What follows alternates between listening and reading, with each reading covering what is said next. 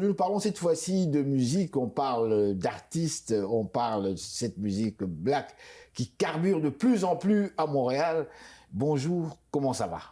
Ça va très bien, merci. C'est un honneur et un plaisir finalement que de vous rencontrer.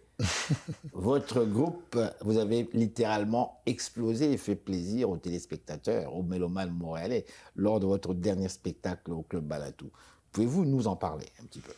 Oui, déjà, merci à ICI Télévision de me recevoir et aussi de recevoir mon groupe à travers moi. En effet, je suis l'artiste Menfi et beaucoup m'appellent Bébé Nzumonto, on y reviendra. Et donc oui, je travaille avec le groupe Beyond a Crew depuis 2014 à Montréal où nous faisons beaucoup de spectacles et nous avons notamment créé ensemble toute la musique que je présente aujourd'hui, le nouveau spectacle que j'ai d'ailleurs présenté, comme vous le mentionniez en l'introduction au Balatou dernièrement, dans le cadre des projets des cabarets acoustiques, des productions Nuit d'Afrique. Oui, bon, c'est vrai que les retours que nous avons eus, le public était très content et c'était une soirée vraiment belle en couleurs, en sonorité, en variété et surtout, je dirais, saupoudré de jazz ici et là. Nous avons travaillé sur les rythmes aussi comme le bandskin, qui est un rythme qui vient du Cameroun.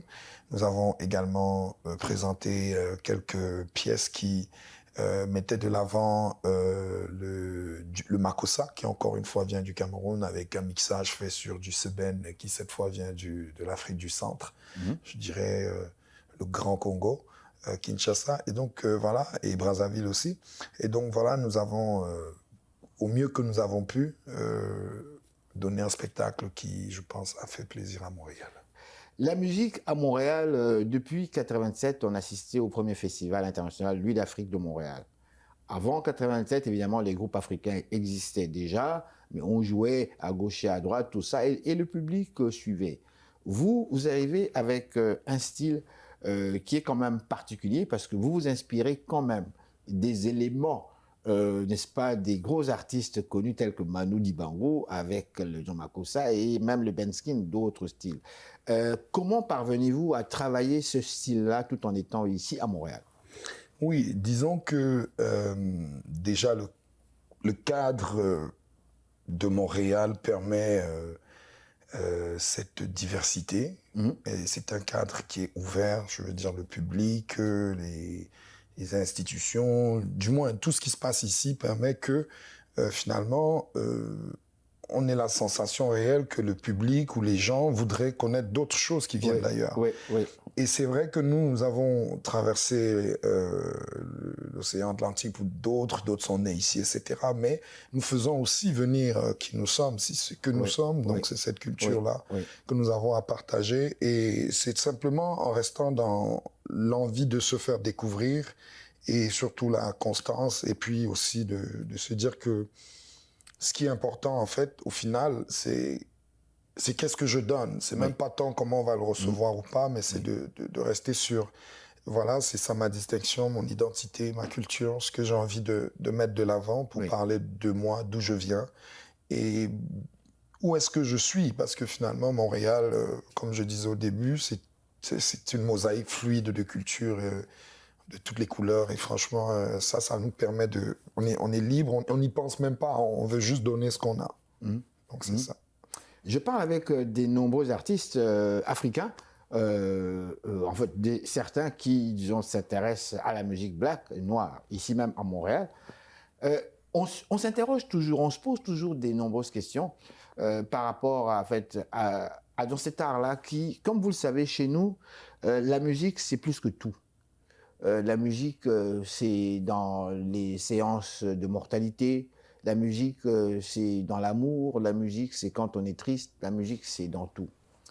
Et il y a des carrières qui émergent sérieusement dans le continent. Et à l'époque, vous le savez aussi bien que moi, nos parents, on nous a élevés avec la mentalité où les arts n'étaient pas tellement considérés. Tout simplement parce qu'on avait remarqué que c'était de l'aventure et que ça ne payait pas nécessairement. Aujourd'hui, ça a changé.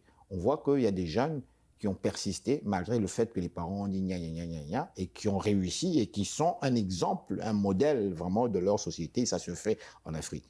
Mais vous, qui êtes ici, qui faites partie de cette diaspora et qui travaillez très fort avec tout cet amour pour cet art-là, je vous pose ma question carrément. Est-ce qu'il y a-t-il un avenir pour des artistes africains ici, en Amérique du Nord, en dehors d'être vus dans les différents festivals qui se passent généralement durant la période estivale?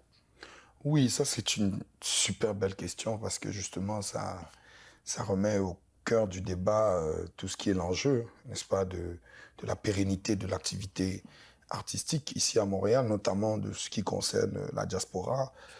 Je dirais pour commencer que le contexte à Montréal est un peu différent par rapport à ailleurs parce qu'ici déjà, bon, c'est vrai qu'au départ on était un peu choqués quand on vient d'ailleurs et qu'on entend cela. Ce que je vais dire c'est quoi? C'est que on considère le travail ici, donc le travail quotidien journalier, comme étant un travail alimentaire pour l'artiste qui est obligé un peu de continuer à travailler et en même temps à faire ses performances ou essayer d'exister à travers les festivals et tout. Du coup, oui, effectivement, ça pose la question de la pertinence de rester dans ce domaine-là et de se projeter. Donc oui, c'est pas évident. Et puis, c'est sûr et certain que voulant travailler souvent avec des subventions, il y en a quelques fois, mais c'est pas tout le temps qu'on les reçoit. Moi, par exemple, j'en ai jamais eu la chance et j'espère qu'un jour, peut-être, j'aurai d'en recevoir. Et même encore, même quand on aurait des subventions, un artiste ne peut pas véritablement s'épanouir avec ça. Et ça reste des doléances, ça reste un débat ouvert, quelque chose qui doit rester en supraveille, parce que sinon, nous perdons beaucoup de choses. Nous perdons beaucoup de ce que des intérieurs culturels que les gens auraient à partager, mais qui ne pourraient plus, malheureusement, parce que voilà, ça. Et comment on fait pour s'en sortir, quand même, parce que malgré cette situation continue, en fait, justement, on se concentre sur la solidarité entre les artistes.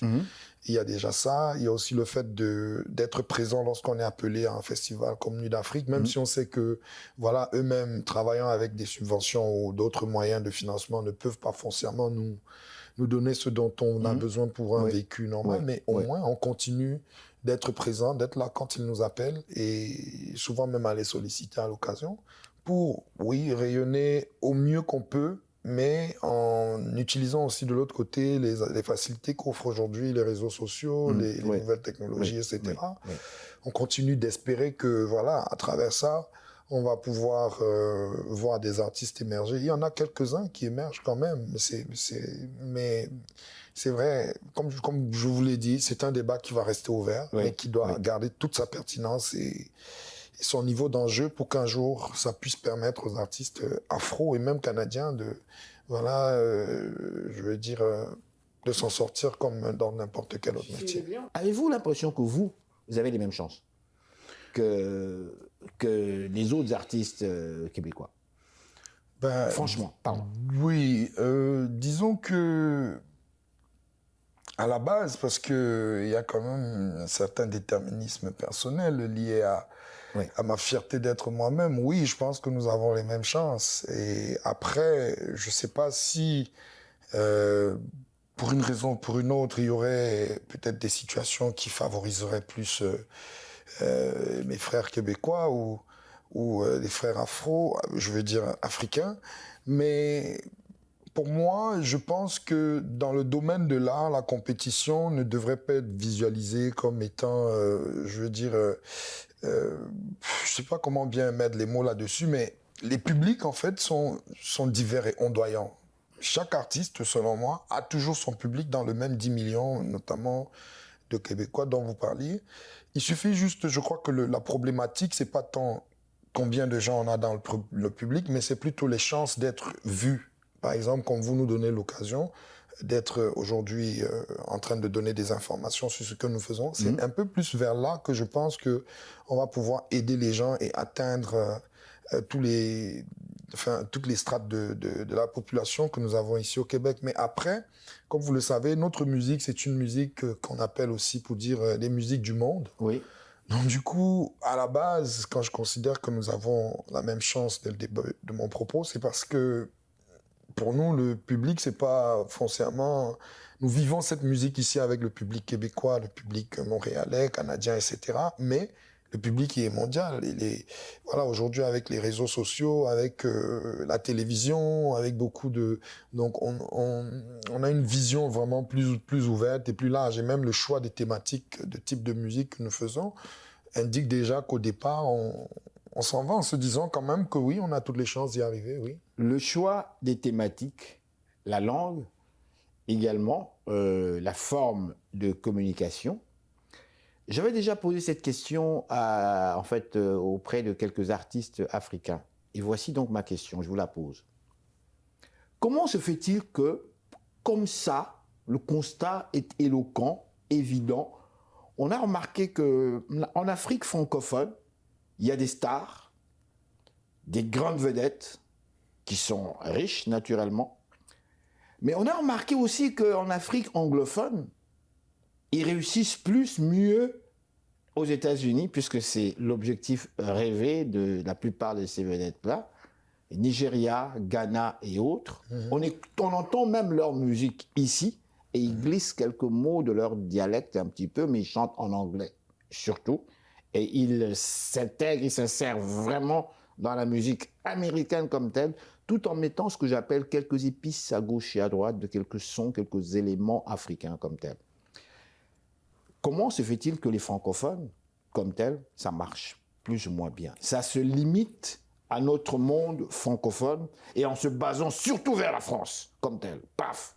On est vu à Paris, on est vu à là, on se dit, bah, ça a marché. Mais quand on regarde ça globalement, on dit, mais tiens, ils sont vraiment dans un monde qui est fermé, qui est petit. Quelle est votre réaction par rapport à cela? Bah, déjà, ma réaction, c'est une réaction de remerciement, hein, donner l'occasion de discuter de ces questions de langue. Et aussi, c'est de dire que, très simplement, en général, à la base, ne pouvant pas s'expliquer, mais ça se comprend. C'est-à-dire que quand vous regardez la forme de colonisation que les Français avaient, c'était l'assimilation. Et quand vous regardez la forme de colonisation qu'avaient les Anglais, c'était l'administration. Et parti de là, vous pouvez comprendre que, voilà, il y ait un complexe vécu de la part des colonisés vis-à-vis de la métropole et notamment avec la langue. Je vais vous dire une petite histoire, un petit truc rapide. Quand j'étais né, je vivais au Cameroun. Ayant eu la chance de faire quand même les lycées de la classe moyenne, c'est une chance, et j'ai pu observer que pour beaucoup de jeunes, avoir l'accent français, c'était cool, c'était beau, c'était joli, c'était bien.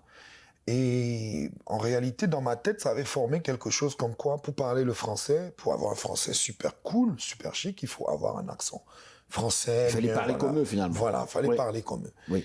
Mais quand j'ai voyagé au Québec, j'ai été libéré de cette illusion, mais sortie du néant.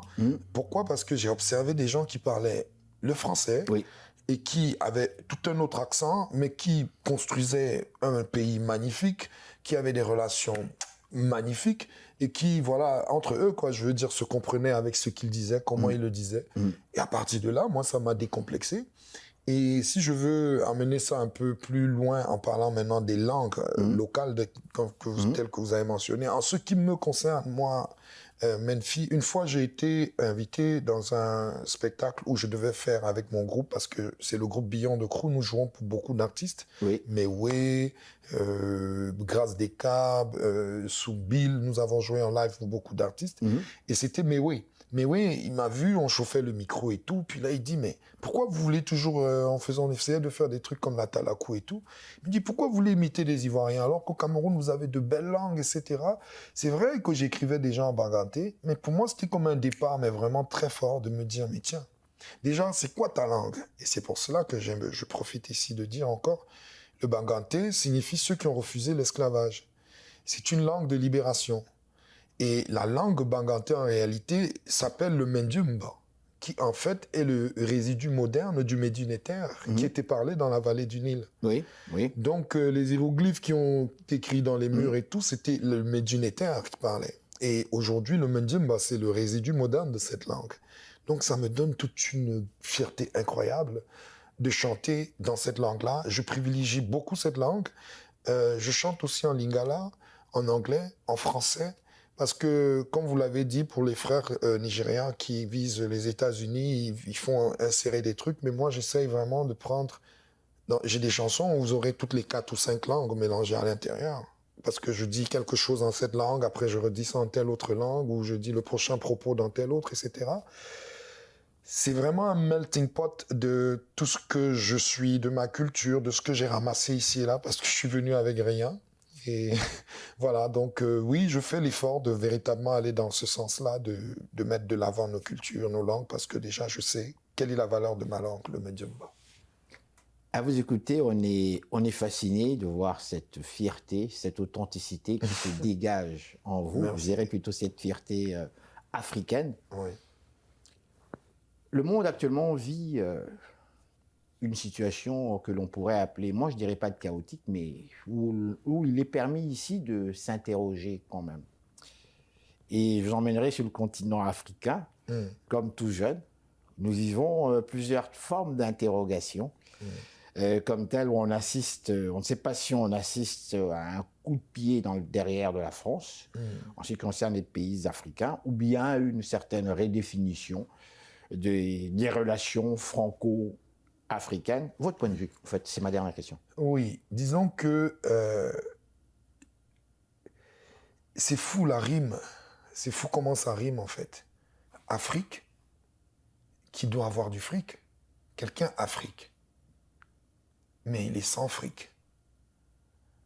Et c'est fou, encore une fois, la rime, de dire la France, c'est la souffrance pour l'Afrique. Et je finirai, enfin j'avancerai en disant que il m'arrivait l'autre jour de donner une opinion sur ces questions, notamment ce qui se passe au Niger. Je disais, je suis un peu embêté d'entendre aujourd'hui beaucoup de journalistes, beaucoup d'hommes politiques, hommes de médias dire « Nous, Africains, nous n'avons pas de problème contre le peuple français. » Je réitère que c'est vrai, ma femme, elle est française. Nous n'avons pas de problème, mais c'est pas important de le dire. Parce qu'en fait, on n'est pas là pour flatter quelqu'un, en fait. On ne veut pas flatter les Français, on ne veut pas leur dire « On n'a pas de problème contre vous ». Nous, on ne les entend pas nous dire qu'ils n'ont pas de problème contre nous. Pourquoi avoir besoin de le dire? Simplement préciser. Pour éviter une certaine confusion, pour éviter une certaine, comment dirais-je, fausseté en fait. J'entends ce que vous me dites, mais encore, si vous me permettez, ce que je dirais, c'est que ça souligne simplement la nature intrinsèque même de la relation de maître à... Oui, pourquoi je dois m'excuser pour quelque chose qui, au fond, si dans le fond, et il est réellement vrai, et comme je le dis, c'est pas vrai, ma femme est française, mon grand-père était français, s'il est vrai que on n'a pas de problème contre la France, j'ai pas besoin de le dire. Moi, ce que je dis, c'est que encore, pour aller plus loin, pour réfléchir, les subventions dont bénéficie le peuple français, ça vient d'où? Ça vient des actions des dirigeants français. Moi, je dépersonnalise ces questions à dire « Oh, c'est monsieur Emmanuel Macron ». Non, non. Parce que hier, j'ai dit c'est Chirac. Avant-hier, j'ai dit c'est Sarkozy. Mais ils sont où? Ils sont tous partis. C'est de la roublardise. Donc, en fait, le peuple français doit prendre ses responsabilités et reconnaître qu'il bénéficie de l'imposture. Et donc, à se demander si nous on les aime ou on les aime pas, là n'est plus la question.